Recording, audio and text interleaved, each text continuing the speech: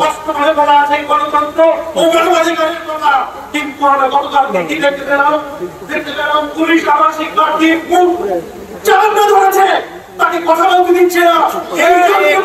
আমরা ৫৩ বছরের বাংলাদেশ পেয়েছি, এই বাংলাদেশকে আমরা দেখতে পেয়েছিলাম। আমাদেরকে কথা বলার অধিকার দিতে হবে। আমরা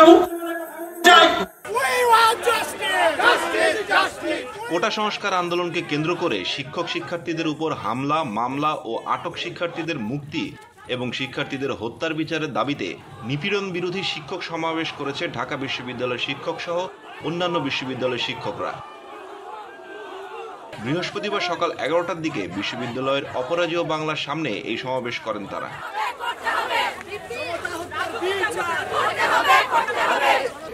অন্যায়ভাবে খুন করা, জেলে ভরা, এইসব আর চলবে না। এইগুলো আমাদেরকে চালিয়ে দিতে হবে, দেশটাকে মেরামত করতে হবে। শিক্ষা প্রতিষ্ঠান অনেক অবিলম্বে খুলে দিতে হবে। আমরা ক্যাম্পাসে থাকতে চাই, আমরা আমাদের ছাত্র ছাত্রীদের মাঝে থাকতে চাই।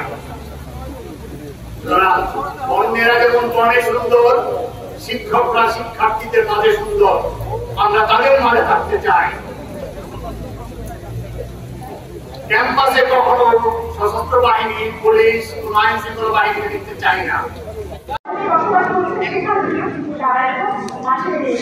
তাই আমি বলবো যে এই লক্ষ্যের বিজয় যেটা ইতিমধ্যে অর্জিত হয়ে গেছে, সেই বিজয়ে আমরা সবাই সামিল হই এবং সবচেয়ে বড় কথা সেই কথা, শ্রমিকের যেমন শিক্ষক কারণ ছাড়ার কিছু নাই, আমাদের বানানোর কিছু নাই, যেমনই চোখের সামনে এই বিজয় দেখতে পাচ্ছি।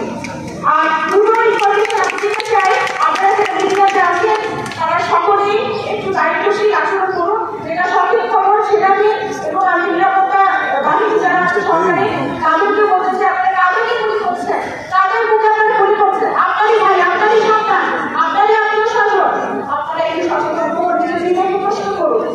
তাই এই আন্দোলনের সাথে সংযুক্ত রেখে এটাই বলতে চাই, এই লড়াই যাতে জোরদার হোক, সংখ্যালঘু এবং সফল হোক। ধন্যবাদ সবাইকে।